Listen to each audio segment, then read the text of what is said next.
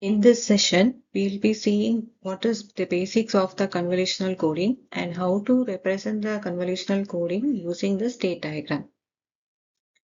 So this is a brief introduction about the convolutional codes. So when do you go for convolutional codes?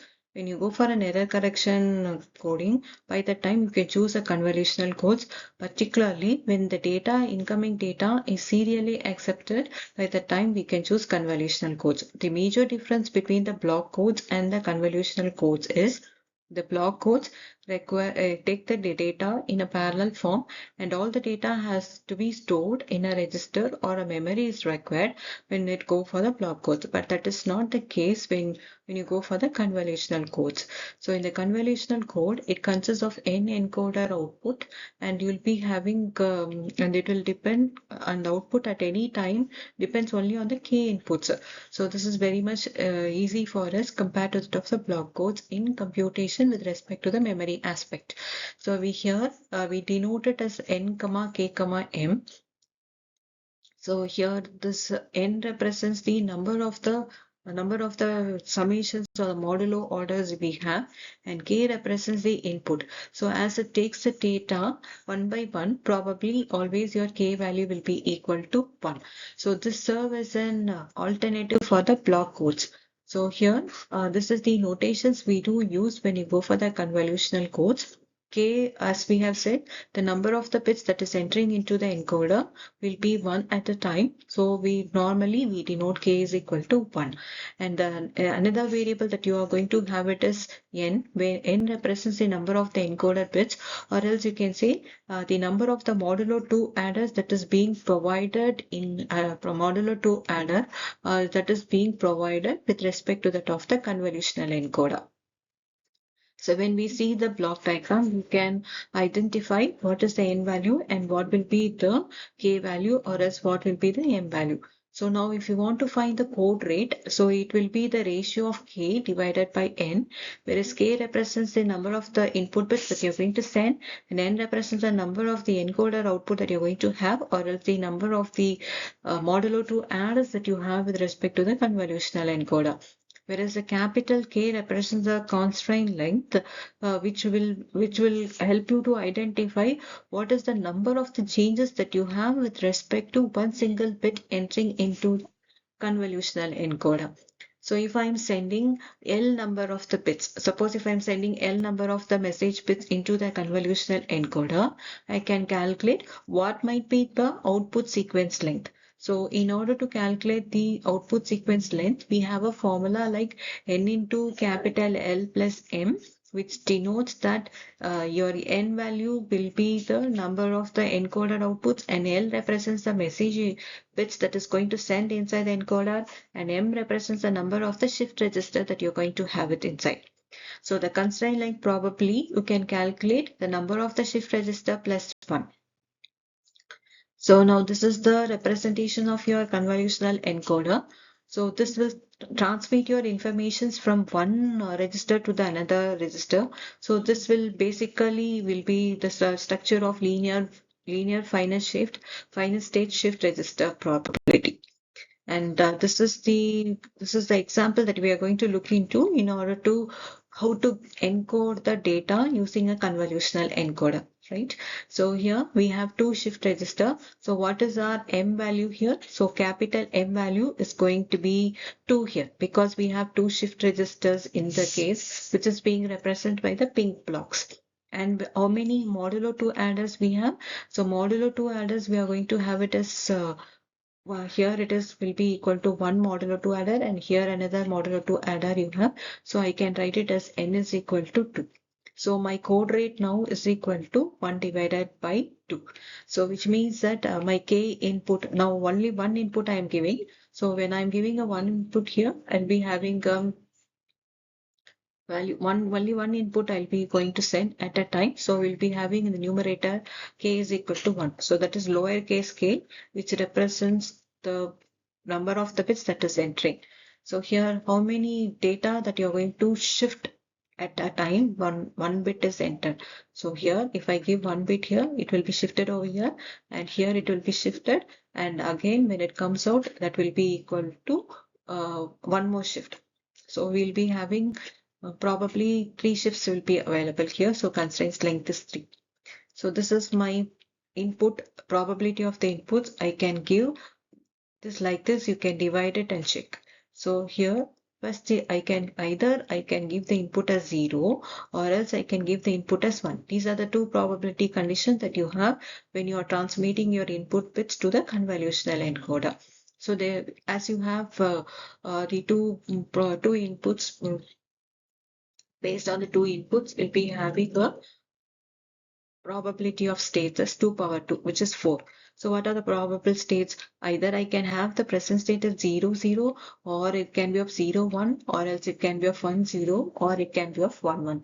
So these are the probable states that we can have it. And these are the probable inputs that you can provide to the convolutional encoder.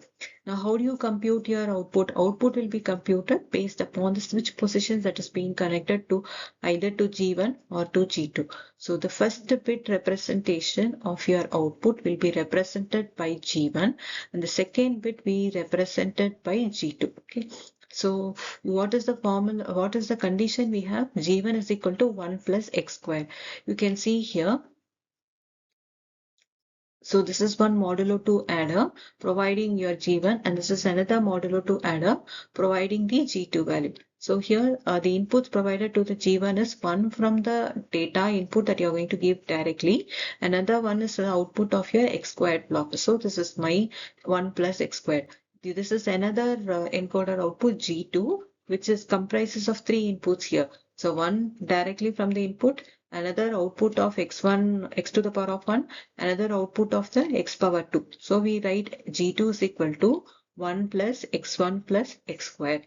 So depending upon the connections that is being available in the encoded modulo 2 adder, the encoder output can be determined. So this is our condition. So based on the present and the next state values, we can go for a state diagrams. So this is our value. So what is our G1 value? G1 is going to be 1 plus, okay, 1 plus x to the power of 2, which means that third position with respect to that of your encoder. And another one is going to be G2. So what is your G2 value? So 1 plus x value, okay, plus x power 2 value. So this is our condition.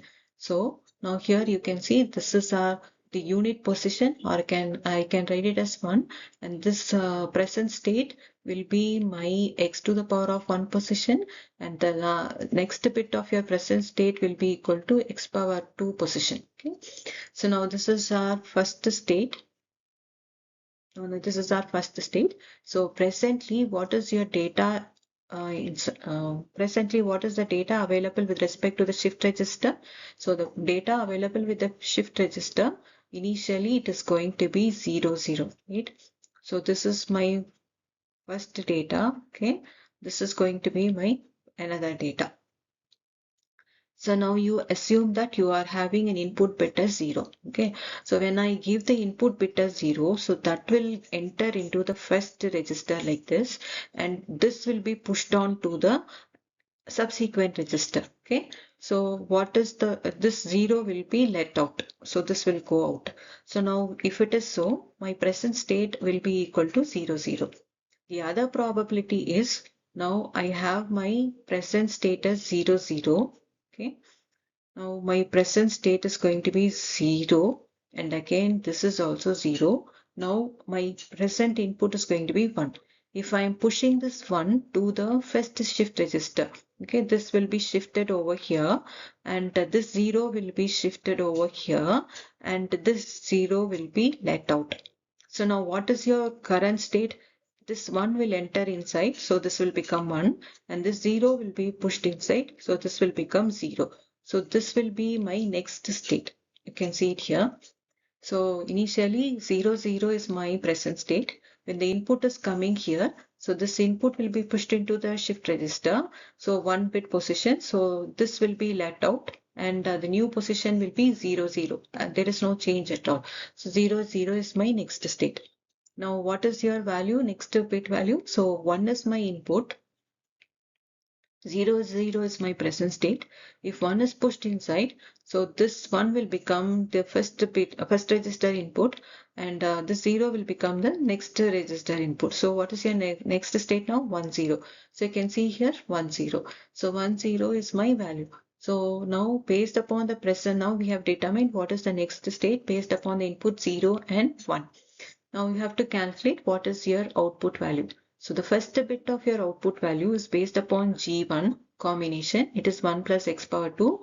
And the next bit of your output will be based upon the combination of 1 plus x power 1 plus x power 2. Now you can see this is the 1 position, unit position. This is the x power 1 position, and this is your x power 2 position. You add first and the last value, or else the coefficient of 1 and the coefficient of x2 for finding out the first bit of your output. So the first bit of output is now, for this case, it is 0 plus 0. So it is equal to, so this is 0 here for the first case, and this is also 0. So your answer is going to be 0. So my first bit value here, it is 0. The other part again, we have the value as 0 plus x power 1 coefficient plus x power 2 coefficient. All three zeros are added. So finally you gave the second bit is also 0. So this is also becomes 0. So now we'll go for some other combinations.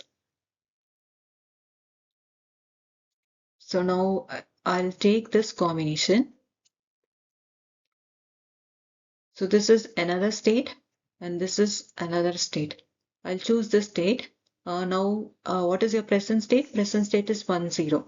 So if the present state is going to be 1, 0 and your input is going to be 0. Okay. So now this is our present state. So what will happen? So this 0 will be entering inside. This 1 will be pushed to the subsequent register, and this 0 will be let out. Now my present state will become 0, 1. You can see the next state becomes 0, 1. This is our next state. Similarly, if I have present state as 1, 0, okay, this is my present state. And if my input is going to be 1, so by the time what happens? This 1 will be pushed over here and this 1 will be pushed over here, and your output is going to be 0 now. This 0 will be let out. Now what is your new register content? So 1 and 1. So you can see this is your new register content, 1 and 1. So now this part is over. Now we have to compute what is your encoded output. As usual, first bit of your output is from G1 and second bit of your output is from the G2. So G1 means what we have to do? We have to take the coefficient of the x power 2 plus the unit coefficient. So this 0 I have to add with the third column value. So 0 plus 0, my answer is 0. Okay. First bit of your output is obtained. The second bit of the output can be computed based on 1 plus coefficient of x power 1 plus coefficient of x power 2. Which means that all the three column values you have to add. 0 plus 1 plus 0. So my answer is 1. So this is okay. Now we go for the another combinations. So now the input is 1 and you want to find out what is your encoded output. For the first bit of your encoded output, you have to add first column and the third column, or else first value and the coefficient of the x square value. So first and the third column, if I add 1 plus 0, my answer is 1. Okay. And for the second bit of your output, you have to add all the three columns, or else I should take first column, first value plus coefficient of x power 1 plus coefficient of the x power 2. So 1 plus 1 plus 0 is my computation. So 1 plus 1 is 0. So as it is a modulo 2 adder, because we have 1 plus 1 plus 0 for the second case. So which means that we have 2 as the answer. So we have value as modulo 2 mod 2 you have to compute, as you have modulo 2 adder in the convolutional encoder. So modulo 2 operation will give you the remainder of the division. So 2 divided by 2, the remainder is 0. So my answer will be equal to 0. So here you can have 1 plus 1 plus 0 is equal to 0. So the second bit of the output is being computed. Okay, so this is how we'll be computing the encoder output of a convolutional encoder. So these table value, this state transition table value has to be represented in any of the forms, either by means of using a state diagram, or else by using a code tree, or else by using a trellis diagram. Here we'll choose a simple method of representing a convolutional encoder using state diagram. So what are the 4 states we have that will be represented using a circle with yellow color? So we have state 0, 0, 0, 1, 1, 0 and 1, 1. Here we will mention the value input values in blue color and the encoded output values in terms of the red color within a bracket. Okay, the first state we assume it is 0, 0. So this is our first state. And if the input 0 is given, what is your next state? Is once again the 0, 0 state. And what is your output computed? It is also 0, 0. So you can see it will start with 0 and again it ends with 0. So this is our first state. So input is represented by blue color, it is 0, and the output obtained is 0, 0, which is represented in the red color. For the same state, if the input is going to be 1, what is the next state? Next state is 1, 0. And what is your output correspondingly? It is 1, 1. So you can see here, the next state is going to be 1, 0. See the direction of the arrow, it moves on to the 1, 0 next state. When the input is 1, and the output by the time it is going to be 1, 1. Similarly, here the next state is 0, 1. So this is our value. Next state we are going to compute 0, 1.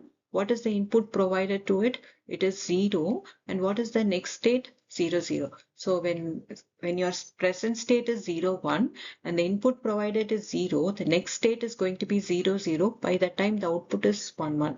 Similarly, you can see from here, if the present state is 0, 1 and the input is going to be 1, the next state is going to be 1, 0 and the output corresponding output is 0, 0. Same way we do it for the next 2 states also. So this is the state diagram representation of the convolutional encoder. So that is for one example we have seen. The other way also you can see. So this is another example where you can see these are the number of the registers you have, and here this is for 3 shift registers. Okay, when you have 3 shift registers here, you can see the value of the encoder value, which is equal to n is equal to 2 here, n is equal to 3, sorry, 3 here, as we have 3 encoded outputs, 1, 2 and 3, and k value is the number of the input that you're going to have. As we have serial input, it is 1, and we have a constraint length k is equal to capital 3. So this is however we have proceeded in the previous way, we can form a state transition table, and from the state transition table, we can go for a code tree, or else you go on for the trellis diagram and the state diagram. So in this today's session, as a summary of today's session, we have seen what is convolutional encoder and how to encode the input bits that is being sent serially into the encoder using a state diagram, and the state transition table will help you to formulate the G1 and G2 outputs. So thank you for watching. We can see subsequently the other modes of representation of your convolutional encoder.